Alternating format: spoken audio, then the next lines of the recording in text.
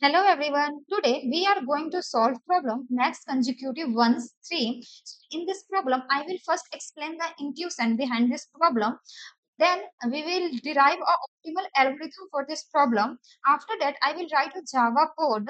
Then we will analyze its time complexity and space complexity. So to watch this video till end. So let's start by understanding the problem first. Problem saying we are given a binary array nums and an integer k. Return the maximum number of consecutive ones in the array if you can flip at most k0. Okay, let's come here and understand the problem carefully. So the problem saying we are given a binary array. Binary array means that array contain only ones and zero. Okay, and we are given a integer k as well. What we have to do? We have find the maximum consecutive ones. Consecutive means all ones should come together, and problem saying we can flip k zeros into ones. So uh, in this case we are given 2, we can flip two zeros. uh, now we have to find the maximum consecutive ones. Here this is the consecutive ones. This is 3. Now I can flip two zeros into ones. So if I choose this 20 to flip into one, now my next consecutive become 5. These 3 ones and this 20 after flipping, it give me 5 consecutive ones. Because here it is 0, I can't choose this in my max consecutive ones, because this is not 1. And in my problem also I can only flip two zeros. I have already taken these two zeros to flip, so I can't flip this 0. So for this sub array my maximum consecutive one is 5. Let's take another sub array. Let's say I'm not taking this 0 to flip, instead I take this 20 to flip. So I flip this into 1, I flip this into 1. The maximum consecutive one is still this. Now this is 1. I will count. So the max, so the total consecutive ones for this sub array is 6. This 2 after flipping, and this 3 4 ones. So the total ones will be 6. So it is 6. I also keep tracking the maximum consecutive count. For this sub array it was 5. For this sub array it is 6. I can choose another sub array. Let's take this sub array. Here I will not choose this 0. Instead I am choose this 0. I will flip this 0 into 1. I flip this 0 into 1. Now the total ones become 6 again. So the maximum consecutive one for this problem is 6. So the idea is, what we have to do, we have to flip zeros and count the maximum number of ones. Yeah, it sounds easy, but how we will write algorithm for this?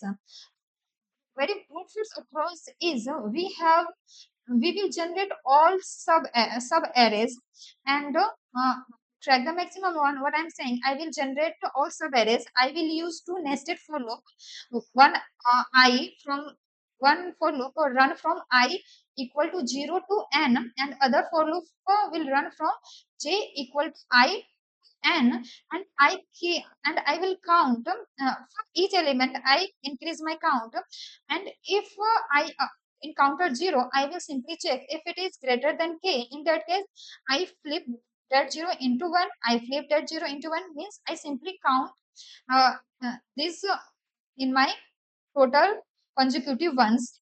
And once my k become less than 0, uh, I will not count further, and I simply track the maximum one for that sub array, and uh, I just end my for loop. Hope it making sense what I'm saying. I run one for loop from I to n, another for loop from I to j, and what I'm saying, inner for loop keep running, and if it encounter 0, I decrease its count by 1 and consider this 0 in as 1 and increase one's count. Again, I encounter this 0. Again, my k value is 1. I take this 0 and count consider it count in max consecutive ones. And once now my k becomes 0, if I come at this point, my k is 0. That telling me there is no further k. There is, I can't flip any other 0. I have already flipped to 0 for this problem. So I will simply track the maximum count of ones for this subarray and track. For next subarray, my I will start from this subarray and my j again start from this. It count again. It start from this and two nested for loop keep running until my I gets end. And whenever my whenever I reach k, whenever I use flip to whenever I flip k zeros into ones, I track the maximum ones. This is the brute force, and the brute force take n square time complexity because we are running nested for loop. So yeah, this is quite larger, so we have to think of optimal solution. Yeah, our brute force is taking n square time, so we have to think an algorithm which can run in linear time. How can we do this? So the intuition, now let's understand the intuition. So if I tell you this problem come under sliding window, how? How? So the answer is we have to observe two things. One is here we are given a count. We here we are given a k, okay, and also a nums array. What now? What we have to do? We have to find the sub arrays, uh, which give me maximum consecutive ones. Okay, what's the idea of a sliding window? Uh, Sliding window tells consider a window size, a valid window size, and perform a operation. If it become invalid, just shrink the window. In this way, we can perform some particular task in a sub array in linear time and explore all the sub array. This is the idea of sliding window. So here, in our earlier problems, we have seen that in sliding window we are given a window size, and whenever we are exceeding the window size, we shrink window from left. But here we are not given a fixed window size. What will be my window? How will I check whether my window is valid or not? So here the problem is like this. Instead of giving a fixed window size, you can take any number of window size, but to make that window valid, you have to insert that in that window you contain only k number of zeros. Hope it's making sense what I'm saying here window size is not fixed. We can take any number of window size. It can be this, but the requirement is that window should contain only two zeros, not more than that. Whenever window contain more than two zeros, we have to sync window until it become valid again. Let's understand what I'm saying. We know how we solve window problems. For that we need two pointer. Let's call L and R. L and R. Now both are pointing to this index. Now what I will do, I start moving my, let's call array. Okay, let me remove from here and write R here. Now, what I'm saying, this I start with two pointer. I start moving my R until my window is valid, and the the idea of valid window is a window considered valid if it contains only two zeros, not more than that. Right now, it is one only. Here we have, there is no more than two zeros. Yeah, this is valid window. I can still move. I can move my R. It is still valid. It is still valid. When I come here, my uh, window contain one zero. This is valid because uh, I can contain two zeros. So after containing one zero, I will remove. I will reduce k count by one because in that window contain all one zero. So now I can contain one more zero. So here now it is still window. I move my R to this. Here the window containing two zero. I consider that zero for the. So I will reduce its count from 1 to 0. Now it is still valid, but my count becomes 0. This saying I can't take another zero. I can't flip any other zero, because we are allowed to flip only two zeros, and we have already flipped that, means we have considered that. So this is valid window. And how we track the maximum consecutive ones? Simply the difference between them, L and R plus 1, will give us the consecutive counts, the consecutive ones count. So because this is already ones, and we can flip this zeros into ones, so we can simply consider this zero in consecutive ones, and the difference between them will give me the consecutive ones count. Yeah, this is how we will count the consecutive ones. Now now take this. Now move R from here to here. What happened? My window become valid. Why? Because now this window containing how many zeros? Three zeros. After taking this zero, my k count will become -1, because on every zero I reduce my k count. When I choose this, I reduce count, which means I have flipped one zero. I can flip uh, uh, rest on zero, whatever it is, by decreasing.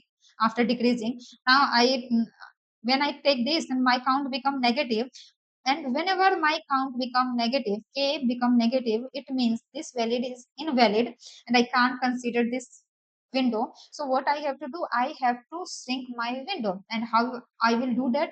I know how we are doing that. We have to simply shrink our window from left side until it become valid again. If I shrink it by one place, is it become valid? No, because still this window containing three zeros. Now I bring this to here, still it's invalid. When I bring this here, it is still invalid, because this valid containing three zero, but our idea is to contain maximum two, not more than that. So I will not contain this zero.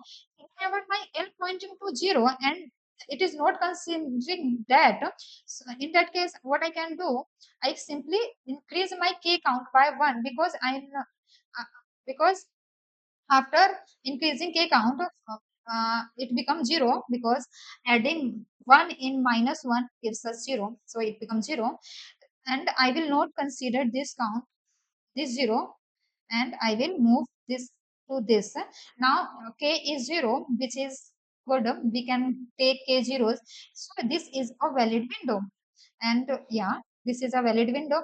Again, I start moving my R until it is become invalid. So yeah, it is still valid, because my window containing only two zeros is still valid, still valid, still valid.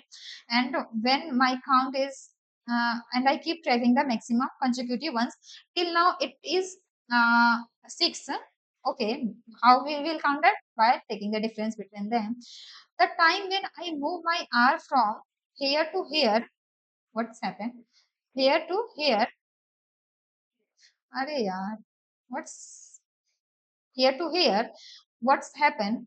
My window become invalid. I can't take this because in this window the total number of zeros is 3, but the question asks us to maintain take only two zeros. After taking these zeros, my count k count become 0 -1, because and this showing this is invalid. So to become the window valid again, I have to shrink my window from left, and I start shrinking. When I shrink my window and my L pointer pointing to 0, in that case I can increase my k count, because I know I am not going to take this 0, so I simply increase my count. Idea is simple. Whenever R encountering 0, I will reduce k count. Whenever my L encountering 0, I increase my k count, because k leaving that 0, it is not including in window. And when R encountering 0, it means R considering that 0 into window. That's why for R we are decreasing, and for L we are increasing. And if my k is more than 0 or equal to 0, in that case my window is valid and I can consider it. Whenever it exceeding k, my window become invalid, and I have to make it valid again by shrinking window until it become valid again. Uh, hope this idea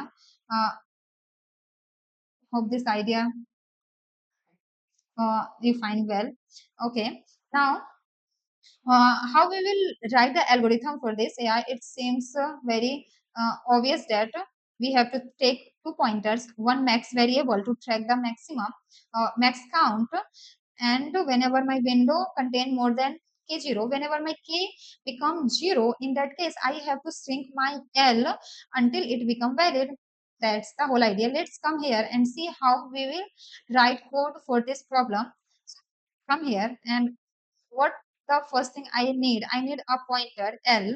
So it will start from 0. What else I need? I need a max once, which what this will do? It will track the maximum ones, maximum consecutive ones for that sub array.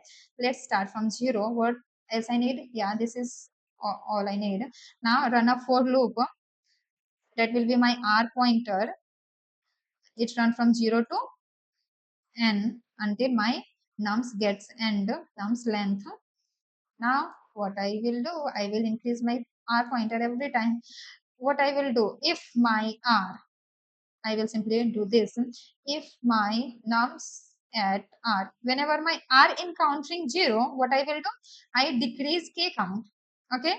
And if my k become negative, if my k become negative, in that case, what I will do, I will start shrinking my L until it become valid. So instead of writing if, let's write it while, while, while keep running until my window become valid. When when window become valid, when k become 0 or more than 0, in that case, when I can say my window is valid.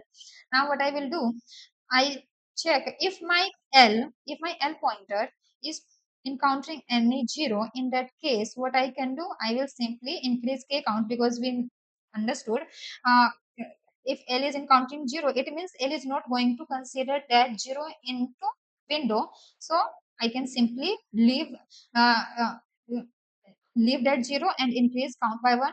That's saying we are not including that 0, so we can increase count. Else we keep moving my L. How long I will keep moving my L? I have to write the check here as well. And otherwise, it will give us null point exception. Why so? Because if I come here and if our, it should be 0, but I wrote O instead. It's okay. But I'm saying consider this array. If all element is 0 here, what I will do, I start moving my L until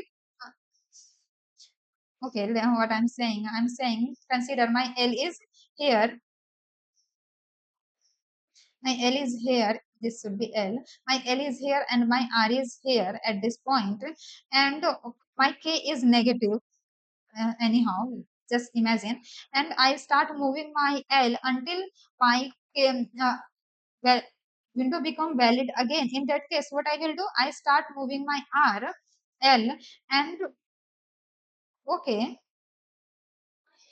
uh, no, instead of 0, it should be 1 1, because it will not find any 0. In that case, what happens, it start moving, my k is still negative, my k is still negative, and that's how it uh, at one point it's reach end and give us null pointer exception.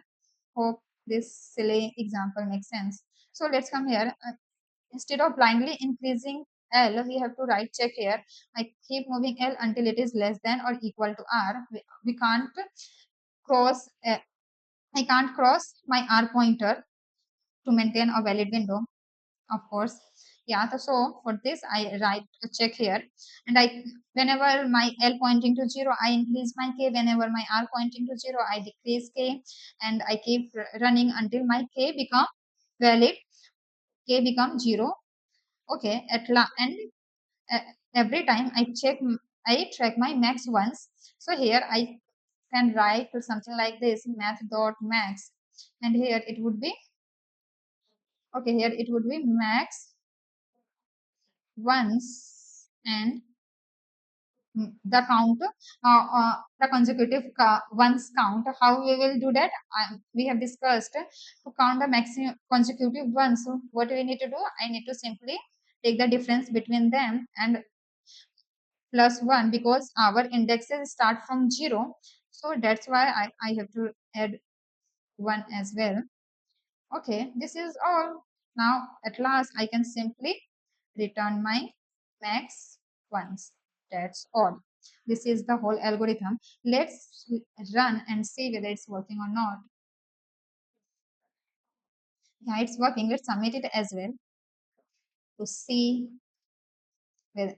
Oh wow, it gets submitted as well, and we are getting good time complexity. It is. Yeah. So let's come here and analyze its time complexity and space complexity. Hope this algorithm makes sense. We are using sliding window approach. Why so? Because here we are given a k integer, and we have to find sub array which give us maximum consecutive ones, and we can where we can flip k zeros. Why it's coming in sliding window? Because sliding window idea is we we we have to track the window from using two pointer, and whenever window become invalid we can simply shrink instead of taking each sub array using two for loop which give us an time complexity. Sliding window help us to do same thing in linear time. Just check valid window. Whenever you find invalid, just shrink window, again move. So our pointer keep moving forward, and whenever valid window become invalid, just shrink from left. In that way, we can track all possible sub array in linear time, and it is efficient. Yeah, and let's understand its time complexity. So the time complexity is linear here. How this are running over this are iterating over nums array once, so it give us time complexity. It's for r pointer the time complexity will be n. Again my l pointer is also running over my l point nums array once. They are not running together. No, for not for each r my l pointer is not running 1 to R2 end. No, it's running whenever I am finding invalid. So uh, the time complexity is still linear for this, and for L the time complexity will be linear because and the overall time complexity will be linear because summing these two give us this. And what is the time space complexity? Space complexity is constant here. Why so? Because here I am not using any extra array or any collection or anything. Here I am using just two variable which take constant space. So this is how our time complexity is linear and space complexity is constant. So this is the solution for this problem. If you like the explanation, please consider to like my channel, like my video, and subscribe my channel. Thank you for your time, your support, and your love. Bye.